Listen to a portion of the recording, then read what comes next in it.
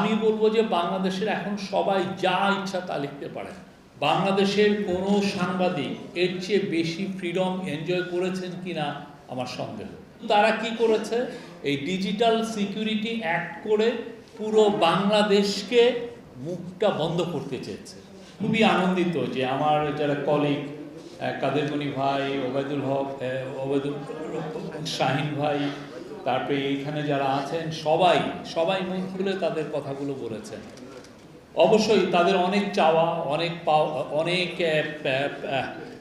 দুঃখ বেদনার কথা বললেন যে অনেক কিছু আমরা ভাবছেন যে আমরা কিছু জায়গায় আমরা করতে পারছি না বা করা উচিত, বা কোনো প্রেক্ষিতগুলো তারা অনেক টানছেন যে কোথায় কোথায় আমাদের ফেইলিউর হচ্ছে, সেগুলো আমাদেরকে বলছেন।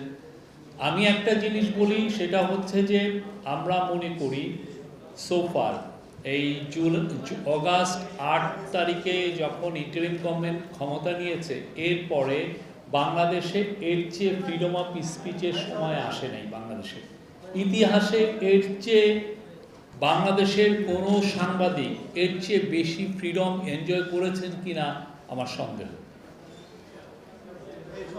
আমরা কাউকে, আপনারা দেখেন না, আপনারা যে রাতের বেলা দেখেন হাজার হাজার বক্তব্য, মানে আমি বলবো যে ডজনকে ডজন বক্তা বিভিন্ন কথা বলছেন, অনেকে মিথ্যা কথা পর্যন্ত বলেন। আমরা তো কাউকে মুখ বন্ধ করি না। অনেকে মিথ্যা নিউজ ছড়ান, আমরা কাউকে যে তার ফেসবুকের অ্যাকাউন্টটা বন্ধ করি না। অনেকে আজে বাজে কথা বলেন, অনেকে মিথ্যা নিউজ শেয়ার করেন। কেউ শুনেছেন যে আমরা তার বিরুদ্ধে নেমেছি, আমরা কোনো ধরনের তার নিউজের তার ফ্রিডমটাকে কাটেল করেছি, অথচ আমাদের কিন্তু যথেষ্ট গ্রাউন্ড ছিল এই কাজগুলো করার। আপনি দেখেছেন যে গত 2018 সালে যখন অক্টোবর 2018 ডিজিটাল সিকিউরিটি অ্যাক্ট করা হলো, ওনারা কি বলেছিলেন যে না, ডিজিটাল স্পেসে খুবই ওইটাকে সেফ রাখার জন্য আমরা এই লটা করছি। ডিজিটাল স্পেসে মানুষ অনেক কথা বলেন, যাতে অনেক লোক ভালনারেবল হয়ে যান, মেয়েরা ভালনারেবল হন, শিশুরা ভালনারেবল হন, যারা মাইনরিটি আছেন তারা তাদের প্রোটেকশনের জন্য আমরা এই লটা করেছি।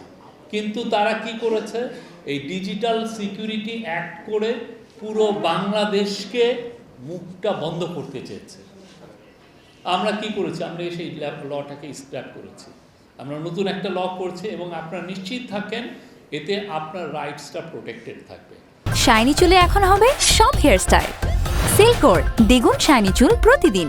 জুলাই উত্তর সত্যিকার অর্থে বাংলাদেশের যে পরিস্থিতি, বাংলাদেশের যে জার্নালিজম, আমি বলবো যে বাংলাদেশের এখন সবাই যা ইচ্ছা তা লিখতে পারেন।